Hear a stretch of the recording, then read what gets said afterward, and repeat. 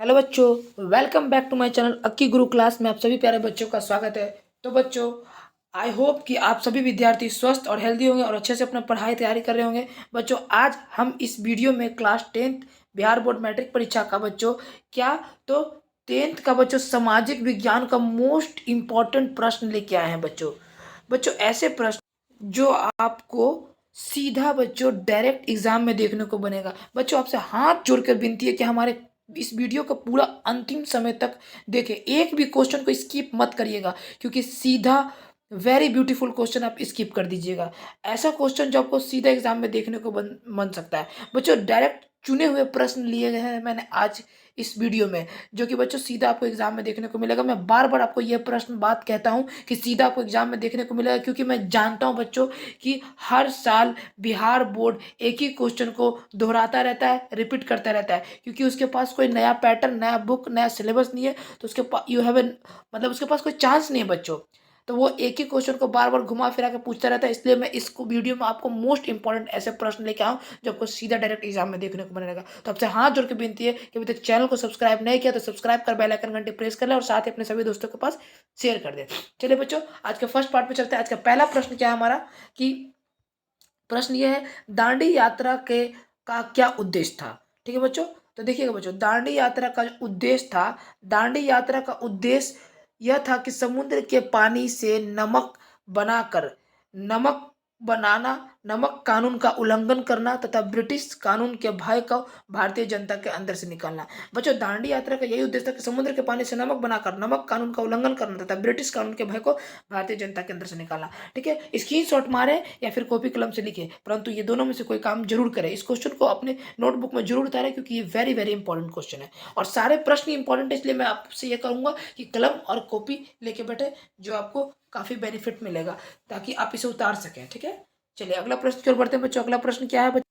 अगला प्रश्न है कि जलियांवाला बाग हत्याकांड का वर्णन संक्षेप में करें। तो देखिए बच्चों, जलियांवाला बाग का हत्याकांड का हमको वर्णन करना है। सबसे पहली बात कि जलियांवाला बाग एक क्या है, मैं आपको बता दूं बच्चों। जलियांवाला बाग जो है प्यारे बच्चों, रॉलेट एक्ट के विरोध में जनता पंजाब के अमृतसर स्थित थी जलियांवाला बाग में इकट्ठा हुई थी। 13 अप्रैल 1919 को इन्हें निहत्थे लोगों पर जनरल डायर ने अंधाधुंध गोलियां बरसा दी, जिससे हजारों लोग मारे गए। इससे सर्वत्र हाहाकार मच गया और विश्व भर में इस घटना की निंदा शुरू हो गई। इसी को जलियांवाला बाग हत्याकांड कहा था। क्या था ना बच्चों कि जो पंजाब में जलियांवाला बाग है ना, वहाँ पे काफ़ी सारे भारतीयों को बुलाकर और बूढ़े बुजुर्ग बच्चों को बुलाकर उन पे जनरल डायर ने अपने सिपाहियों द्वारा ऑर्डर देकर उन सभी बेकसूर लोगों पे अंधाधुंध गोली बरसा दी।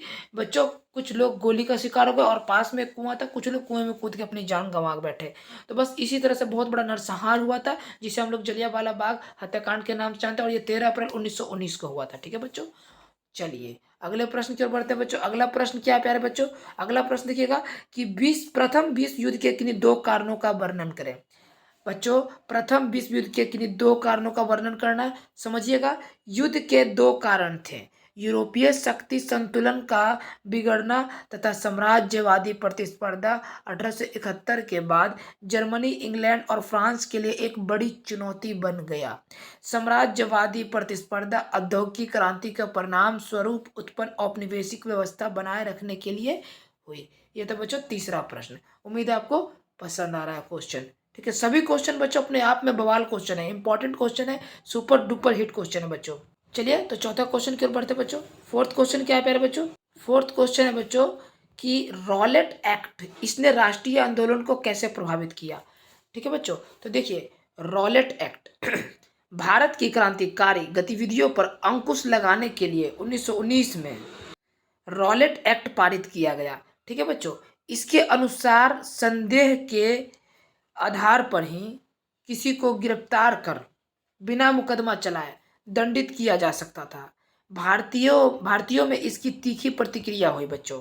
ठीक है, इसे काला एक्ट भी कहा गया। इसका घोर विरोध किया गया और इसी के विरोध के फलस्वरूप जलियांवाला बाग का हत्याकांड हुआ था। ठीक है बच्चों, तो आपको यहाँ से एक बात तो साफ साफ पता चलती है कि रॉलेट एक्ट की वजह से जलियांवाला बाग हत्याकांड हुआ था। अगर आपसे कोई पूछता है कि जलियांवाला बाग हत्याकांड कब हुआ, तो आप सीधे सीधे बता दीजिएगा 13 अप्रैल 1919 को। इस दिन जो है पंजाब के जलियांवाला बाग हत्याकांड में काफ़ी निहत्थे लोग पे जनरल डायर के द्वारा अंधाधुंध गोली बरसाने के बाद काफ़ी लोग मारे गए। इसी को जलियांवाला बाग हत्याकांड कहते हैं। लेकिन आपसे सवाल जब पूछ जाएगा कि काफ़ी लोग को वहाँ पे क्यों बुलाया गया था, क्या करने के बुलाया गया था, तो आप बोल सकते हैं कि रॉलेट एक्ट एक प्रकार का कानून था जिसमें क्या होता था कि किसी भी व्यक्ति को अगर शक होता था अंग्रेजों को, तो उस पर मुकदमा चलाकर उसे दंड कर दिया जाता था, उसे फांसी चढ़ा दिया जाता था, उसे सलाखे के पीछे डाल दिया जाता था। इसी प्रतिक्रिया के कारण जो है ना भारतीयों में विरोध होने लगा, और इस विरोध का प्रदर्शन करने के लिए, इस पे बातचीत करने के लिए वो लोग जलियांवाला बाग में इकट्ठा हुए और जनरल डायर ने उन बेचारों पर अंधाधुंध गोली चलाकर उनकी हत्या, निर्मम हत्या कर दी। उम्मीद है बच्चों हमारे द्वारा ये इतना किया गया प्रयत्न आप सभी को समझ में आ रहा होगा। ठीक है बच्चों, तो चलिए आज के 5 नंबर क्वेश्चन पे चलते हैं बच्चों। 5वां प्रश्न क्या है, खिलाफत आंदोलन का कारण बताएं अथवा खिलाफत आंदोलन क्यों हुआ। ठीक है बच्चों, मैं लास्ट में आपको गांधी जी ने कब कब कौन से आंदोलन किए, कहाँ गए, क्या नहीं किए, वो सारा वीडियो मैं आपको दे दूंगा। ठीक है, वीडियो नहीं बच्चों, मतलब वो उसका मैं वो बना दूंगा कि कब कौन सा आंदोलन किए मैं, या फिर मुंह से बता दूंगा आपको। ठीक है, इसलिए कहूँगा कि वीडियो अंत तक जरूर देखें आप। ठीक है, देखिए 5वां का आंसर क्या है कि खिलाफत आंदोलन का कारण बताएं या खिलाफत आंदोलन क्यों हुआ। ठीक है, तो चलिए देखिए उत्तर सुनिएगा। तुर्की के सुल्तान को खलीफा कहा जाता था। यह इस्लामिक संसार का मालिक माना जाता था। प्रथम विश्व युद्ध में इंग्लैंड के हाथों जब तुर्की की पराजय हुई तो तुर्की के सुल्तान को सत्ता से हटा दिया गया। ठीक है बच्चों, भारतीय मुसलमानों ने इसी का विरोध किया, इसे खिलाफत आंदोलन कहते हैं। बहुत इजी प्रश्न बच्चों, आपसे फिर से कहेंगे खिलाफत आंदोलन का कारण बताएं, तो देखो तुर्की के सुल्तान खलीफा को कहा जाता था, यह एक इस्लामिक संसार का मालिक माना जाता था, मतलब इस्लाम धर्म वगैरह को ये बहुत ज़्यादा मानता था इस। ठीक है, प्रथम विश्व युद्ध में जब इंग्लैंड के हाथ जब तुर्की की पराजय हुई, किसमें, प्रथम विश्व युद्ध में इंग्लैंड के हाथ जब तुर्की की पराजय हुई तो तुर्की के सुल्तान को सत्ता से हटा दिया गया और भारतीय मुसलमानों ने इसी का विरोध किया, इसी को खिलाफत आंदोलन कहते हैं। उम्मीद है बच्चों आपको आंसर समझ में आ रहा होगा। ठीक है बच्चों, अच्छा इसमें यहाँ से एक सवाल और भी बन सकता है कि अगर आपसे पूछ दिया जाए बच्चों कि प्रथम विश्व युद्ध की शुरुआत कब हुई थी, तो आप बोल सकते हो प्यारे बच्चों कि प्रथम विश्व युद्ध की शुरुआत जो हुई थी 28 जुलाई 1914 को प्रथम विश्व युद्ध की शुरुआत हुई थी। इसमें बच्चों क्या हुआ था कि ऑस्ट्रेलिया द्वारा सर्बिया पर आक्रमण किए जाने के साथ यहाँ 4 वर्षों तक चला था, और इसमें कुल कितने देशों ने भाग लिया, तो 37 देशों ने भाग लिया था बच्चों। ये था बच्चों प्रथम विश्व युद्ध के बारे में। अच्छा यहाँ पे एक सवाल और बनता है बच्चों कि अगर आपसे ये पूछता है प्रश्न कि प्रथम विश्व युद्ध के समय अमेरिका का राष्ट्रपति कौन था, तो वुडरो विल्सन था। कौन था बच्चों, वुडरो विल्सन। ठीक है बच्चों, तो जो जो क्वेश्चन हमको इंपॉर्टेंट लगता है वो मैं आपको बताता चलूंगा। ठीक है, चलिए अगला प्रश्न की ओर बढ़ते हैं। अगला प्रश्न क्या है कि मुस्लिम लीग का क्या उद्देश्य था। तो मुस्लिम लीग की स्थापना कब हुई, पहले ये जान लीजिए। मुस्लिम लीग की स्थापना 30 दिसंबर 1906 को ढाका में हुई। इसका उद्देश्य था मुस्लिम के हितों की रक्षा करना। इसकी नींव ढाका के नवाब सलीमुल्लाह खां एवं आगा खां ने रखी थी। इसका उद्देश्य मुसलमानों को सरकारी सेवा से उचित स्थान दिलाना एवं न्यायाधीश के पद पर मुसलमानों को जगह दिलाना, विधान परिषद में अलग निर्वाचक मंडल बनाना एवं काउंसिलिंग में उचित स्थान या उचित जगह पाना। यह था मुस्लिम लीग का उद्देश्य। बच्चों ये सभी क्वेश्चन अपने आप में वीवीआई क्वेश्चन है, मतलब वेरी वेरी इंपॉर्टेंट प्रश्न है। तो इस सभी प्रश्न को आप लिख लीजिए या याद कर लीजिए, मैं श्योर हूँ कि ये सब एग्जाम में आपको देखने को बनेंगे। ठीक है बच्चों, 20-30 क्वेश्चन का ऑब्जेक्टिव कलेक्शन है बच्चों, आपको सीधा बच्चों डायरेक्ट एग्जाम में देखने को बन सकता है। कोई भी प्रश्न बन सकता है, ये भी बन सकता है, इससे आगे वाला भी, इससे पीछे वाला भी, इसलिए सभी प्रश्न को पूरा देखें बिना स्किप किए। चलिए 7 नंबर प्रश्न देखिएगा, राष्ट्रवाद का क्या अर्थ है। बच्चों देखिए पिछले साल ये प्रश्न मिला था हमको, राष्ट्रवाद का क्या अर्थ है, तो देखिए आंसर सुनिएगा। राष्ट्रवाद का शाब्दिक अर्थ है राष्ट्रीय चेतना का उदय। ठीक है, ऐसी राष्ट्रीय चेतना का उदय जिसमें आर्थिक, सामाजिक, राजनीतिक एवं सांस्कृतिक एकीकरण महसूस हो सके। ये था बच्चों राष्ट्रवाद का उदय।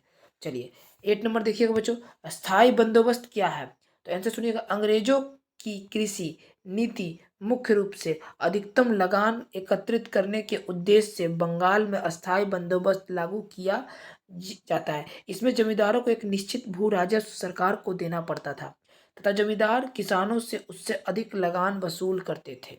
ठीक है बच्चों, तो ये था बच्चों 8 नंबर का प्रश्न, अस्थाई बंदोबस्त क्या है। चलिए 9 नंबर प्रश्न की ओर बढ़ते हैं। आ जाइए, असहयोग आंदोलन क्यों वापस लिया गया। ठीक है बच्चों, देखिए असहयोग आंदोलन, तो उम्मीद है बच्चों ये प्रश्न को आप बहुत अच्छे से समझिएगा। ठीक है बच्चों, आंसर बच्चों 5 फरवरी 1922 ईस्वी को उत्तर प्रदेश के गोरखपुर जिले के चौरी चौरा में राजनीतिक जुलूस पर पुलिस द्वारा फायरिंग के विरोध में भीड़ ने थाना पर हमला कर दिया, जिससे 22 पुलिसकर्मियों की जान चली गई। अतः आंदोलन के हिंसक हो जाने के कारण 12 फरवरी 1922 को गांधी जी ने आंदोलन वापस ले लिया। वैसे ये वापस ले लिया, क्यों ले लिया, मैं अभी आपको बता देता हूँ बच्चों। ठीक है बच्चों, तो चलिए आइए हम लोग अब क्या बोलते हैं, गांधी जी के जो मतलब उनके बारे में हम लोग बात कर रहे थे कि गांधी जी ने कौन क्या क्या क्या असहयोग आंदोलन तो बच्चों गांधी जी ने किया था। ठीक है बच्चों, तो आइए गांधी जी के बारे में कुछ बातें हैं जो हम लोग जानते हैं। जैसे सबसे पहले बात है बच्चों कि गांधी जी कौन है। गांधी जी हमारे देश के बच्चों राष्ट्रपिता हैं, जिन्हें हम लोग राष्ट्रपिता के रूप में जानते हैं।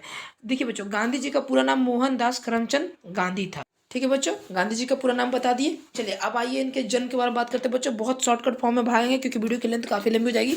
ठीक है, देखिए गांधी जी का जो जन्म था बच्चों वो 2 अक्टूबर, ठीक है, 1869 ईस्वी में हुआ था बच्चों। ठीक है, कहाँ हुआ था, तो गुजरात के पोरबंदर नामक स्थान पे हुआ था। ठीक है बच्चों, चलिए हम लोग फटाफट करते रहेंगे। गांधी जी बच्चों अफ्रीका कब गए थे, तो अफ्रीका गए थे बच्चों 1893 ईस्वी को गए थे। ठीक है बच्चों, तो गांधी जी का पहला सत्याग्रह कब हुआ था, तो 1906 ईस्वी को हुआ था बच्चों। ठीक है, गांधी जी भारत कब लौटे थे बच्चों, तो 1915 ईस्वी को लौटे थे। ठीक है बच्चों, चलिए आगे याद रखिएगा बच्चों, कॉपी कलम ले लीजिए बच्चों, नोट करते चलिए। गांधी जी को केसरे हिंद की उपाधि कब मिली थी बच्चों, तो 1915 को मिली थी। ठीक है बच्चों, अब देखिए गांधी जी ने साबरमती आश्रम की स्थापना कब की थी बच्चों, तो 1916 को की थी। ठीक है बच्चों, आगे देखिए बच्चों, गांधी जी ने चंपारण सत्याग्रह कब किया, तो 1917 को किया था बच्चों। ठीक है, आगे देखिए बच्चों, गांधी जी अहमदाबाद मिल मजदूर आंदोलन कब किए थे बच्चों, तो वो किए थे 1918 को किए थे बच्चों। ठीक है बच्चों, उम्मीद है बच्चों आपको समझ में आया होगा बच्चों।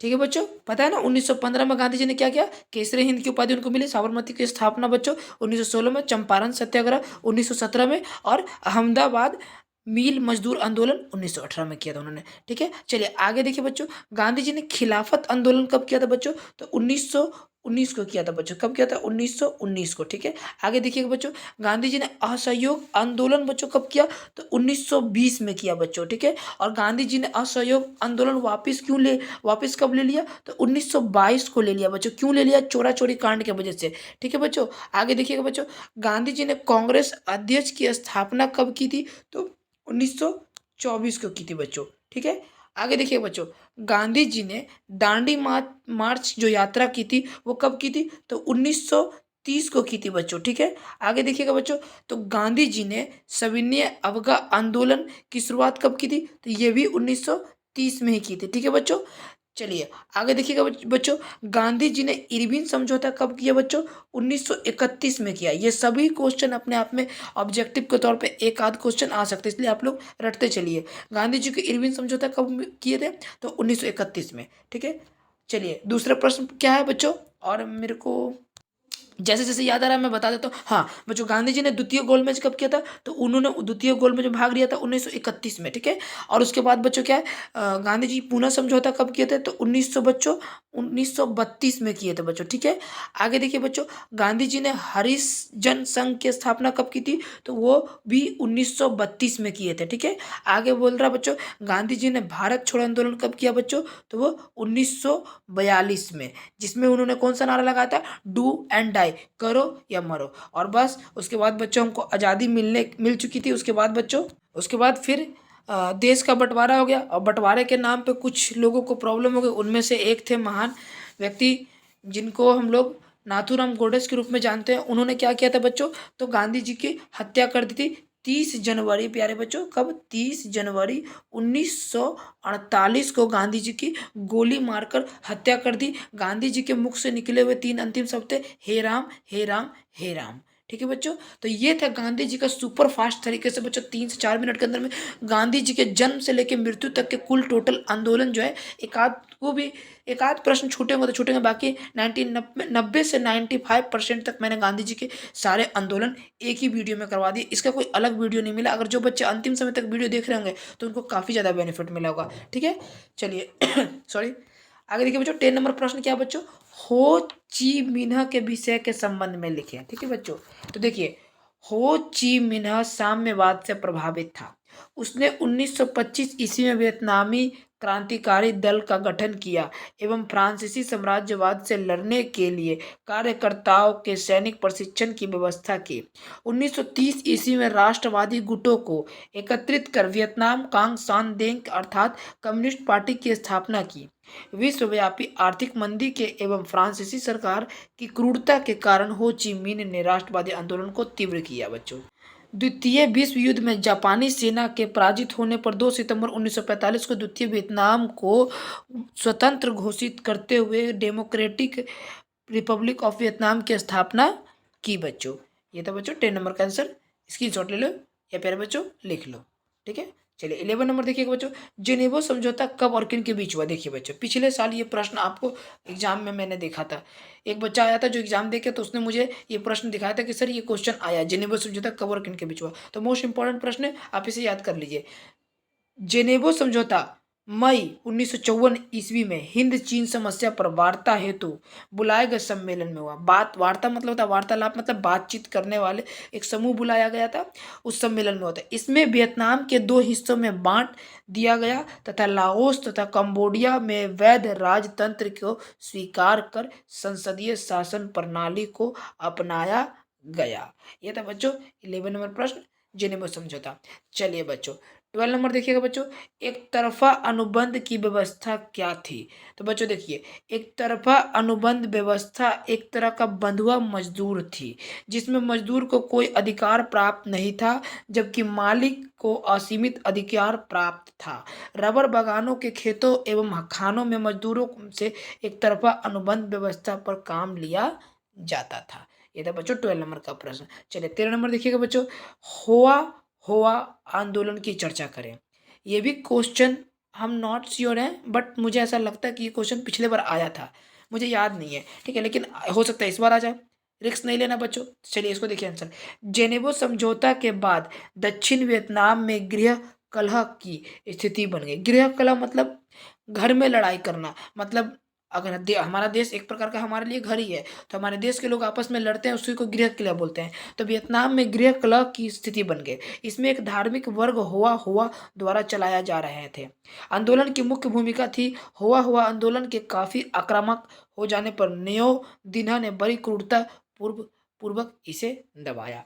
ठीक है बच्चों, चलिए 14 नंबर प्रश्न देखिएगा बच्चों, हो ची मिन्ह मार्ग क्या है। तो आंसर सुनिएगा बच्चों, वियतनामियों की रसद सप्लाई मार्ग हो चिन्ह मार्ग था। वस्तुतः हो चिन्ह मार्ग हनोई से चलकर लाओस कंबोडिया के सीमा क्षेत्र से गुजरता हुआ दक्षिण वियतनाम तक जाता था, जिससे सैकड़ों कच्ची पक्की सड़कें पूरे वियतनाम निकलकर जुड़ी थी। अमेरिका सैकड़ों बार इस पर बमबारी कर चुका था, परंतु वियतकांग एवं उसके समर्थित लोग तुरंत उसकी मरम्मत कर लेते थे। इसी मार्ग पर नियंत्रण के चक्कर में अमेरिका ने लाओस कंबोडिया पर आक्रमण भी कर दिया, परंतु 3 तरफा संघर्ष में फंसकर उसे वापस होना पड़ा था। ये था बच्चों हो चिन मार्ग। ठीक है, चलिए उम्मीद है आपको पसंद आ रहा है। चलिए 15 नंबर देखिएगा बच्चों, लाओस एवं कंबोडिया पर भारतीय प्रभाव का वर्णन करें। ठीक है बच्चों, आंसर सुनिएगा, लाओस एवं कंबोडिया पर भारतीय संस्कृति का प्रभाव पड़ा। ठीक है बच्चों, इस क्षेत्र में बौद्ध धर्म एवं हिंदू धर्म दोनों का प्रसार हुआ था। 4वीं सदी में स्थापित, ठीक है बच्चों, कंबोज राज्य के शासक भारतीय मूल के थे, अतः कंबोज भारतीय संस्कृति का प्रधान केंद्र बना। 12वीं सदी में राजा सूर्यवर्मन ने प्रसिद्ध अंकोर वाट के मंदिर का निर्माण करवाया। यह हिंदू धर्म का विश्व में सबसे बड़ा मंदिर है। 16वीं सदी में कंबोज का पतन हो गया और इसके बाद वहां आंतरिक अव्यवस्था की स्थिति उत्पन्न हो गई।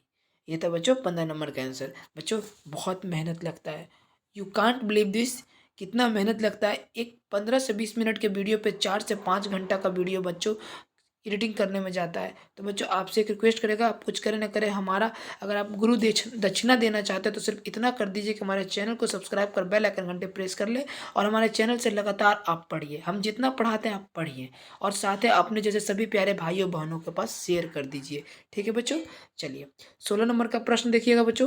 पत्र मुद्रा क्या है? भारत में इसे कौन जारी करता है? विवेचना कीजिए। ठीक है, देखिए पत्र मुद्रा विशेष किस्म के कागज पर छपा हुआ एक प्रतिज्ञा पत्र होता है जिसमें निर्गमन अधिकारी सरकार अथवा केंद्रीय बैंक वाहकों को मांगने पर उससे लिखित राशि देने का वचन देता है। यह प्रतिज्ञा पत्र मांग पर देय होता है। पत्र मुद्रा प्रायः एक निश्चित विधान के अंतर्गत निर्गमित की जाती है और इसके पीछे केंद्रीय बैंक द्वारा नियमानुसार स्वर्ण अथवा विदेशी प्रतिभूतियां को उसमें रखी जाती है। ये था बच्चों 16 नंबर का आंसर। चलिए बच्चों कैसा लग रहा है प्रश्न, है ना? क्वेश्चन बच्चों लेवल टाइप का क्वेश्चन है, आपको क्वेश्चन देख के लग रहा होगा वाकई ये सब प्रश्न काफी मजेदार और ब्यूटीफुल प्रश्न है बच्चों। चलिए बच्चों 17 नंबर प्रश्न देखते हैं। ठीक है, अच्छा लग रहा होगा तो आप सभी लाइक जरूर कर ही दीजिएगा बच्चों। 17 नंबर प्रश्न क्या है? उपभोग किसे कहते हैं? आंसर सुनिएगा। कुल आय का वह भाग जो चालू वस्तुओं पर खर्च किया जाता है उसे उपभोग कहते हैं। ठीक है बच्चों, चलिए 18 नंबर देखिएगा।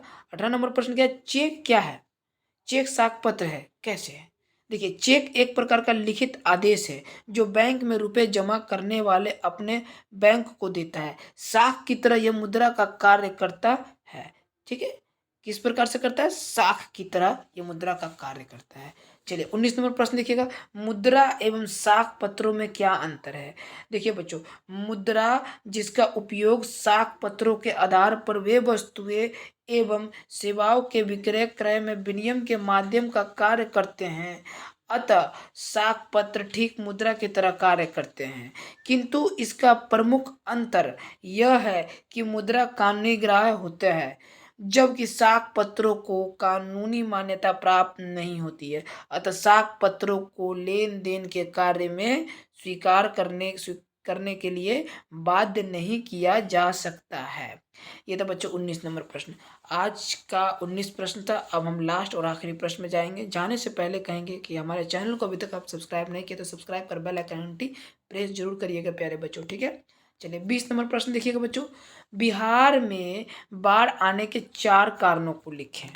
ठीक है बच्चों, तो यानी इस क्वेश्चन से यह तो पता चलता है कि बिहार हमेशा लगातार बाढ़ से पीड़ित रहता है। तभी तो बच्चों 4 कारण लिखना है बिहार में। तो चलिए देखिए बिहार में 4 कारण किस प्रकार से हैं। वो बिहार में बाढ़ आने के 4 कारण निम्नलिखित है बच्चों। पहला क्या है बच्चों? पहला सुनिएगा, उत्तरी बिहार में हिमालय से निकलने वाली नदियों में अपार जलराशि के कारण बाढ़ आती है बच्चों। ठीक है, दूसरा सुनिएगा प्यारे बच्चों, दूसरा प्रश्न क्या है? नदियों में मील के जमने से तलों की गहराई कम हो जाती है।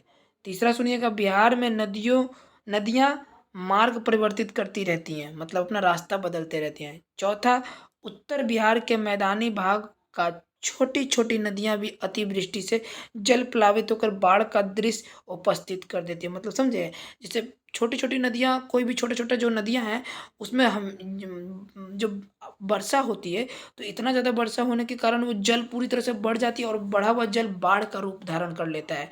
बस यही कारण है कि बिहार में 4 ऐसे कारण हैं जो कि बाढ़ आने की संभावना बनती है। ठीक है बच्चों, तो ये था बच्चों आज का सेशन। उम्मीद है बच्चों आज का हमारा किया हुआ मेहनत आप सभी प्यारे बच्चों को पसंद आया होगा। अगर पसंद आया है प्यारे बच्चों तो चैनल को सब्सक्राइब जरूर करिए बच्चों। सब्सक्राइब कर बेल आइकन घंटी प्रेस कर ले और साथ ही अपने जैसे सभी प्यारे भाइयों बहनों और मित्रों के पास शेयर करें। हमारा किया हुआ मेहनत सफल बनाए बच्चों। आप हमें सफल बनाएंगे बच्चों तो हम आपको सफल बनाने में कोई कसर नहीं छोड़ेंगे। उम्मीद है बच्चों आप हमारी बातों से सहमत होंगे।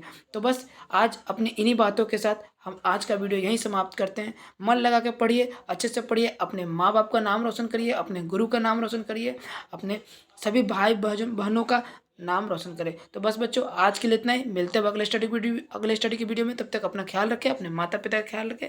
जय हिंद, जय भारत, स्वस्थ रहिए, मस्त रहिए।